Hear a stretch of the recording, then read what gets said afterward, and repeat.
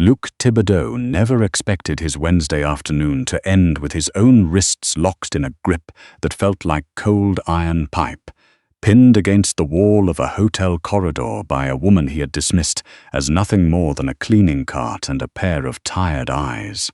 He had come to the Château Frontenac Annex, not the grand hotel itself, but the quieter, slightly faded property management office connected to it by a service corridor, to deal with a small problem, a fat girl who kept asking questions she had no business asking. He left with a bruised ego, a renegotiated arrangement, and something far more dangerous than either, a curiosity he couldn't shake. Rain moved across old Quebec City the way it always does in late October, sideways, relentless, and deeply personal, as if the weather itself had a grudge. Inside the annex, Margot Bélanger was on her hands and knees scrubbing the grout between the lobby tiles with a stiff bristle brush. Not because her supervisor had asked her to, because it bothered her. Margot was 26 years old and had been working as a housekeeper for the annex for 3 years. She was a big woman, broad-shouldered, heavyset, the kind of body that people in her neighborhood described as sturdy when they were being polite, and other things when they weren't. She carried her weight without apology, which was something she had learned from her grandmother, a woman who had survived 2 recessions and 1 very bad marriage by refusing to shrink herself. For anyone, Margot had grown up in Limoilou, the east end of Quebec City, in a narrow flat above a hardware store. Her mother had cleaned offices. Her father had driven a delivery truck until his back gave out. She had taken the housekeeping job at 18 to help cover the rent and told herself it was temporary. She was still telling herself that. She was not supposed to be in the main lobby at all that afternoon. Her rotation was the 4th floor. Linens, bathrooms, the particular horror of the corner suite that one repeat guest always left in a state she had never found words adequate to describe. But she had noticed the grout on her way through, and so she was here, brush in hand, when the front door opened and the kind of man walked in who changes the air pressure of a room. Luc Thibodeau was 43 years old, built like someone who had once been an athlete and had since become something more dangerous. He wore a charcoal wool overcoat that fit him with the precision of something made specifically for his shoulders, which were considerable. His hair was dark with threads of silver at the temples. His jaw was the sort that photographers describe as strong in magazine profiles and associates describe as clenched in depositions. He walked like the floor owed him something. Behind him were 2 men. One was large and quiet and wore the particular blank expression of someone paid to witness things without reacting to them. The other was smaller, pale, and had the nervous energy of a man who had forgotten to breathe properly for several years. His name was Gilles. Margot knew Gilles because Gilles was the one who had come to speak with her 12 days ago. Margot did not look up from the grout. Thibodeau stopped near the front desk. The young man on duty, Benoit, had gone very still in the way that people go still when they sense something predatory nearby and hope that stillness makes them invisible. "I'm looking for one of your housekeeping staff," Thibodeau said. His voice was quiet. It was the particular quiet of a man who had learned that volume is for people who need to be heard. And he was not one of those people. "Margot Bélanger." Benoit looked toward the lobby floor. Margot could feel the look without seeing it. She sat back on her heels, set the brush on the edge of the bucket, and looked up. "The lobby's closed for cleaning," she said. "You can wait in the side hall or come back in 20 minutes. There was a pause. Thibodeau looked at her the way people look at something they were not expecting to see. Not with contempt, not yet, but with the slightly recalibrating expression of someone whose internal model of a situation has just encountered friction. "Miss Bélanger," he said. "I think you know why I'm here." "I think I do," Margot said. "Which is why I told you to wait." She made him wait 17 minutes. Not to be difficult, because she actually wanted to finish the section she was on. The grout at the base of the second pillar had been bothering her since June, when she finally stood up, stripped off her rubber gloves, and walked to where Thibodeau was standing in the side hall with the quiet precision of a man who was not accustomed to waiting for anyone. She did not apologize for the delay. "You've been asking questions," Thibodeau said. Without preamble. "I ask a lot of questions," Margot said. "I find it helps. About the property contracts, about the service accounts for the East Wing renovation, about the payments to a numbered company registered in New Brunswick. I found some discrepancies," Margot said. "In the supply invoices, I flagged them to building management. That seems like the kind of thing I'm supposed to do. You're a housekeeper." "I am," Margot said. "I'm also the person who's been pulling linens on the 4th floor for 3 years. Which means I know every contractor who comes through that service entrance. And some of them have been coming through twice a month, billing for work I have never once seen happen."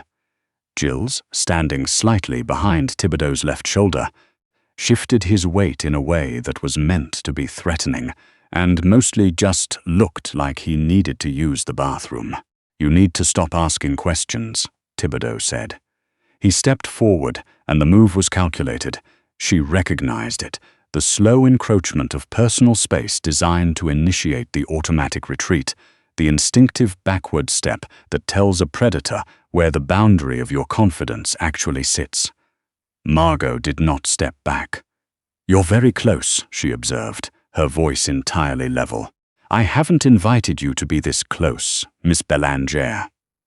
Thibodeau's voice stayed quiet. "I am going to say this clearly. The contracts you've been looking into are not your concern. The people behind those contracts are not people you want to be a concern to. If you continue making noise about this, I will make sure that noise has consequences for you. Personal consequences. Your employment, your mother's lease on the Limoilou flat, the various small complications that can appear in a person's life when the wrong people become aware of them." He was leaning in now. He was a head taller than her. He had the absolute physical confidence of a man who had spent decades using his size to terminate conversations before they became arguments. Margot looked at him. "You know what I think?" she said. "What?" "I think you came here yourself because whatever's running through those accounts is significant enough that you didn't want to send someone else to handle it, which means you're scared of what I might have already copied." The quiet in the corridor changed quality. "You think I'm scared of a housekeeper." "I think you're scared of what a housekeeper has seen," Margot said. "Those are different things. And I think you came here to intimidate me before you found out which one it actually is." Thibodeau reached out, a quick, precise movement, his hand moving toward her upper arm in the grip that says this conversation is over and I am ending it physically. He never made contact. Margot caught his wrist.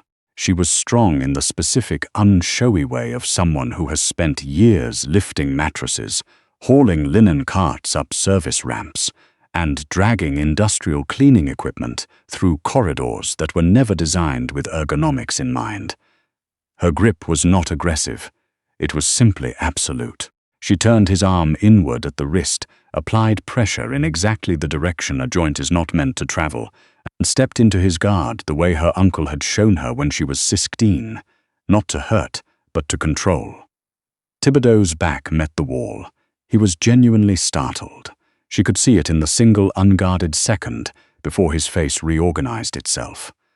The large, quiet man behind him took one step forward. Gilles made a sound. "Don't," Margot said, without looking at either of them. She kept her eyes on Thibodeau. Her voice had not changed in pitch or pace. "I've been carrying this wrist lock since before you walked in the door. Your man reaches into his jacket, and I'll decide how much further it needs to go." The quiet man stopped. "Let go of my arm," Thibodeau said. Very quietly, "I will," Margot said, "when you tell your people to step back." A 3-second pause that felt much longer. Then, "Step back, Bernard." Bernard stepped back. Gilles breathed.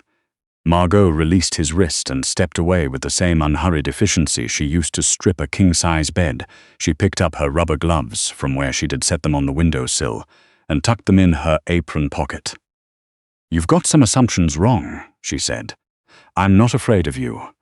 I was afraid of people like you when I was 18, and the landlord my mother had threatened to put us on the street if she didn't sign something she shouldn't sign.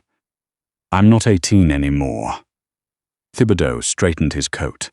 He was watching her with an expression that had passed through several phases in the last 90 seconds and had arrived somewhere she couldn't entirely read. "What do you want?" he said. The arrogance was still there, but it was sitting differently, like a coat on a chair rather than a coat on a man.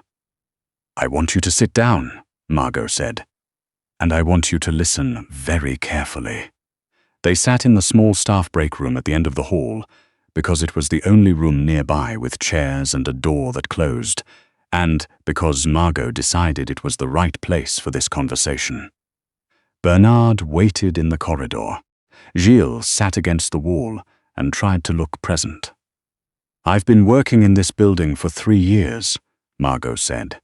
She poured herself a coffee from the break room machine, did not offer Thibodeau one, and sat across from him. "In that time, I have cleaned 114 of the 116 rooms in this property. I've done it thoroughly. I notice things." "What kind of things?" "The kind that tell you who actually occupies a building and who's just listed on the paperwork." She wrapped both hands around her mug. "The East Wing renovation that started 18 months ago. The contractors who come through on the 2nd and 4th Friday of every month. The supply invoices that get signed off by a property manager who I happen to know hasn't been in this building since March. Because I cleaned his office in April and his desk calendar still had March appointments on it." Thibodeau said nothing. "Those accounts you're running through the building renovations," Margot said, "they're a laundry operation. The numbered company in New Brunswick is one layer. There are at least 2 others. I found them because the supply orders don't match anything I've actually seen delivered, and I'm the one who signs for deliveries on the days Benoit calls in sick, which is frequently." "You've been building a file," Thibodeau said. It wasn't a question. "I've been doing my job," Margot said. "My job happens to require me to pay attention." Thibodeau leaned back in the plastic chair, an entirely unsuitable chair for a man wearing that coat, and looked at her with an expression that was working through something complicated. "Those files you think you have," he said slowly. "You understand what they represent. You understand the reach of the people behind these accounts." "I do," Margot said, "which is why I want to be very clear about the terms of this conversation." "You want terms. I want 3 things," she said. "First, the ghost invoices stop. However you're running the operation, the annex comes off the ledger. I don't care what you're doing elsewhere. This building is where I work, and I'm not going to keep pulling sheets off beds in a building that's being used to wash money for people who threaten women's mothers." Thibodeau's jaw tightened. "You're telling me to move my operation. I'm telling you this building is done," she said. "Second, 3 of the cleaning staff on the 4th floor were let go in August, officially for performance review. Unofficially because they started asking the same questions I asked, and someone made a call to management. I want those 3 people reinstated with back pay. That's not something I control." "You made a call that had them dismissed," Margot said. "You can make a call that reverses it." Third, she set down her coffee mug. "My mother's lease. You mentioned it as a threat. That means someone in your network has a connection to her landlord. I want that connection dissolved." "She's not part of this." The room was very quiet. The coffee machine gurgled in the corner. "You're asking me to absorb a significant operational disruption," Thibodeau said. "Expose a contact network and reinstate employees. In exchange for what, exactly?" "In exchange for the fact that what I've compiled has not yet gone anywhere," Margot said. "I'm not a journalist. I'm not interested in exposing you. I'm interested in this building being clean and the people I work with not losing their jobs because they have inconvenient eyes. Those are my terms." Thibodeau was quiet for a long moment. "You're unbelievable," he said finally, and she couldn't entirely determine from his tone whether it was an insult or something else. "I've been told that," Margot said. "Anyone else in this city would have taken the money," he said, "or they would have run.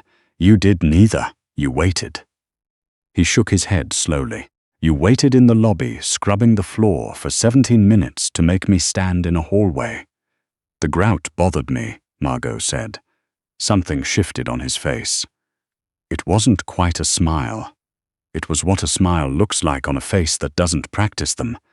"I can agree to the first and third terms," he said carefully. "The employee reinstatement requires a conversation with management that I need to approach through the right channel. I'll need 48 hours. You have 48 hours, Margot said. The files stay where they are until then. She did not expect him to follow through. She had learned early that the safest assumption about powerful men was that their word was a temporary tool, deployed when convenient and retired as soon as the pressure eased. She had the files backed up on 2 drives, and in one cloud account her brother-in-law had set up for her, and she had written out a clear, detailed summary in a sealed envelope addressed to a journalist at Le Devoir, whose byline she had followed for 4 years.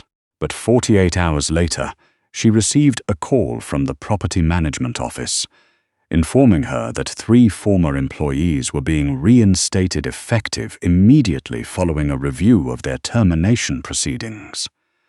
She sat with that information for a while. On the 3rd evening, she was in the 4th-floor linen closet, sorting the new delivery of towels when she heard footsteps in the corridor that she recognized, not because she had heard them often, but because there were very few people who walked that way, like the building was their decision rather than their destination.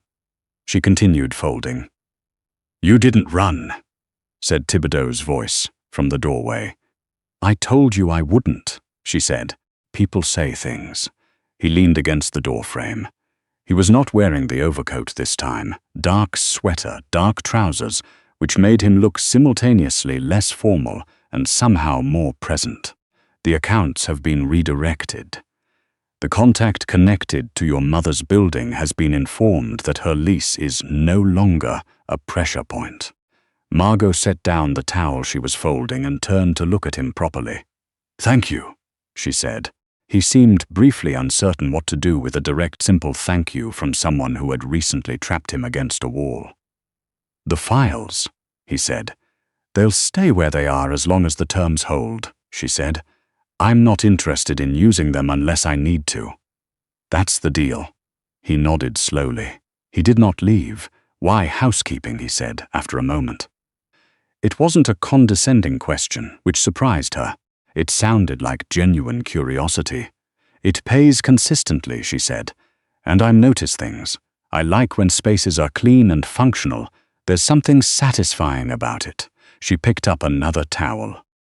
"Most people in expensive coats don't ask me about the work. They ask around it." "I almost didn't come back," he said.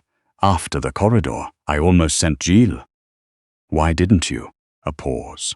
"Because you were the most competent person I'd encountered in 6 months," he said, "and I wanted to understand how a housekeeper in the annex had built a more thorough operational overview of my accounts than my own finance manager." "Your finance manager isn't the one receiving the deliveries," Margot said. "No," he said, "she isn't." He looked at her in the way he had looked at her in the hallway, that recalibrating expression, the internal model updating itself. Only this time it was slower, and something about it felt less like calculation and more like attention. "There's a problem," he said. "I don't usually bring problems to people I've only recently been outmaneuvered by." "But," she said, "but you found a discrepancy in my accounts that my own people missed for 18 months. And I have a different kind of discrepancy that is currently costing me significantly. And I don't know who I can trust to look at it without the problem getting worse." Margot looked at him for a long moment. "Tell me," she said. What he told her took 40 minutes and required moving from the linen closet to the small office used by the housekeeping supervisor, who had gone home 2 hours ago. He sat in the chair. Margot sat on the edge of the desk because the supervisor's chair had one wheel that didn't work and it drove her insane. Luc Thibodeau ran the Thibodeau network, which was not what it was called in public, where it was distributed across 7 holding companies and 3 legitimate construction and property management businesses. In the private geography of organized activity in the province, it was known simply as Le Réseau, and Luc had built most of it over 15 years, from the scaffolding his uncle had left when the old man retired to Sainte-Foy and took up woodworking. Someone inside the network was moving money out. Not laundering it, the opposite. Taking clean money that had been legitimately processed and redirecting it through a series of transfers to an external account that Luc had spent 3 weeks trying to trace back to a source he recognized. He showed her the account statements on his phone. She took the phone from him, zoomed in on the transfer timestamps, and spent 8 minutes going through them in silence. "These transfers," she said, "they happen on the same cycle as the invoices in the East Wing account." He looked at her. "Second and fourth Friday," she said. "Your internal leak and your external operation are on the same billing cycle. Either whoever is running the internal theft is using your laundry infrastructure to move the money out, which means they know the accounts intimately, or they're the same person who set up the laundry operation." Thibodeau was very still. "The East Wing accounts," he said slowly, "were set up by my operations director, Gilles," Margot said. A silence that had a specific texture. "Gilles has been with me for 9 years, he said. 9 years is a long time to wait," Margot said, not unkindly. "People change what they want. Or they find out someone's willing to pay more for what they know." She handed the phone back. She watched him absorb it. Not dramatically, not with visible fury, but with the slow, settling quality of a man who is rearranging a large structure in his head and finding that it holds differently than it used to. "If this is accurate," he said. "I'd want to see 3 more months of statements," she said. "But based on the pattern, it's accurate." He stood up. She watched him move to the window which looked out over the service lane behind the building, amber streetlight on wet pavement, the usual October misery of Vieux Quebec in the rain. "You didn't have to tell me that," he said. "I know. You could have held it, used it later, when the terms shifted." "That's not how I work," Margot said. He turned and looked at her across the small office, and something in the look was different from anything that had preceded it in their short, violent, entirely strange acquaintance. It was the look of someone who has just recalibrated their understanding of a person and found the new figure significantly larger than the one they'd been working with. "What are you actually doing in this building?" he said. "Folding towels," she said. Before this job, I was doing essentially the same thing at the hotel on the Grand Allée, and before that I was working the evening shift at a café on Saint John for 4 years. She crossed her arms, not defensively. It was a comfortable posture for her, her thick forearms resting against each other. "I don't have a dramatic backstory. My grandmother cleaned houses for 40 years and taught me to do it well and to notice things." "I'm good at the work. You're wasted on it," he said. "A lot of people would say the same about their own jobs," she said. "It doesn't necessarily mean they're right." He looked at her for another long moment. The rain continued its argument with the windows. "I'd like you to look at the full 3 months of statements," he said. "I'll have them to you tomorrow." "I'm working the morning shift," she said. "Tomorrow evening, then." "I'm not doing this as a favor," she said carefully. "If you want my time and my attention for something outside what we've already agreed to, we'd need to discuss what that looks like." He almost smiled again. The almost smile suited him better than she would have expected, given everything. "Name a number," he said. "I'm not a consultant," she said. "I don't have a number. I need to think about it." "Fair," he said. He moved toward the door. He paused. "For what it's worth, the corridor. You have a very good wrist lock." "My uncle taught me," she said. "He was a bouncer at the Agora for 15 years. I'll be in touch," he said. He was. What followed was not simple. It rarely is. When the people involved are a housekeeper with an envelope addressed to Le Devoir still sitting in her coat pocket, and a man who ran the kind of organization that doesn't have a public listing. There were complications with Gilles, who did not go quietly. There was a tense conversation in a parking garage on Boulevard Laurier that Margot was present for in a professional capacity that she would later struggle to categorize clearly. There was a week in which she received 3 phone calls from an unidentified number that stopped after Luc. She had started thinking of him as Luc somewhere around the 2nd week. Made a phone call of his own. But the 3 employees came back. The East Wing accounts went quiet. Her mother renewed her lease without incident. And on a Thursday evening in November, when Margot was finishing the 4th floor and had just stripped the last bed in the last room at the end of the hall, she heard footsteps in the corridor. She did not look up immediately. She was tucking the fitted sheet at the corners the way she had always done it, pulling it tight, the particular satisfaction of clean lines. "You're still here," Luc said from the doorway. "Shift's not over," she said. He came in, which surprised her slightly. He was not usually a man who stood in other people's spaces without an agenda to fill it. He leaned against the wall near the window, not looming, just occupying the room in the quiet way he had when he wasn't trying to intimidate someone. "Gilles has been dealt with," he said, "thoroughly, legally enough that he won't be a problem." "Good," she said. "The accounts you identified are restructured. Different cycle. Different infrastructure." A pause. "You were right about the timeline. He'd been doing it for 14 months. Margot finished the fitted sheet and reached for the flat one. "That's a long time to trust someone who doesn't deserve it." "Yes," he said. She could feel him watching her work. It was not the uncomfortable feeling of being assessed. It was the particular quality of attention of someone who was paying genuine notice to what she was doing, not what she represented. "I've been thinking about what you said," he said, "that you're not wasted, that a lot of people could say the same thing. I meant it. I know you meant it." He was quiet for a moment. "I've been thinking about it because I haven't been able to stop." "Which is not something that happens to me often." Margot shook the flat sheet out over the bed. "Let it settle." "Luc," she said, "I work in this building. You run an organized criminal network with operations in 3 provinces. I want to be very clear that I understand those 2 things." "So do I," he said. "Good." She smoothed the top of the sheet, ran her hands flat along the edge. "Then as long as we understand them." She looked up. He was looking at her with the expression she'd come to recognize over the past weeks.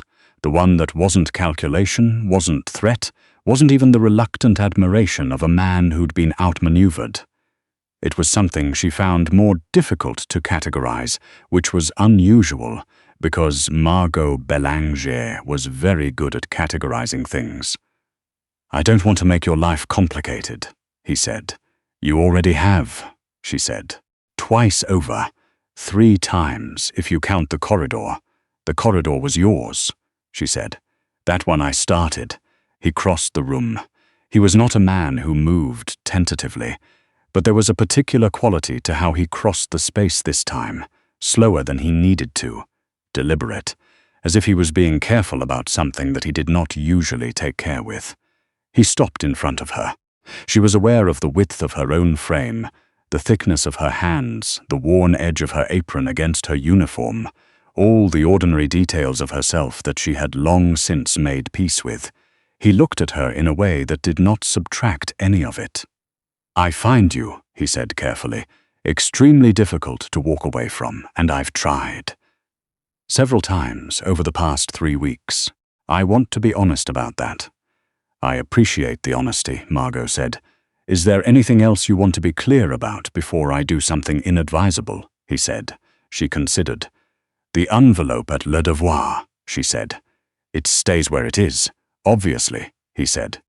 And I'm keeping my job. I wouldn't suggest otherwise. Then, Margot said, I suppose we understand each other. He leaned in and kissed her, not tentatively, not dramatically, but with the same quiet certainty he applied to everything, the kind of certainty that had nothing to do with arrogance and everything to do with knowing exactly where he stood. She kissed him back with the same straightforward thoroughness she applied to work she cared about doing properly. Outside, the November rain continued to argue with the windows of the Château Frontenac Annex.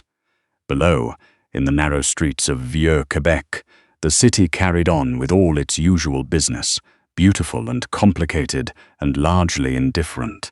Inside room 418, the bed Margot had just made sat perfectly flat, the corners tight, the surface smooth, clean lines, everything in its right place, exactly as it should be.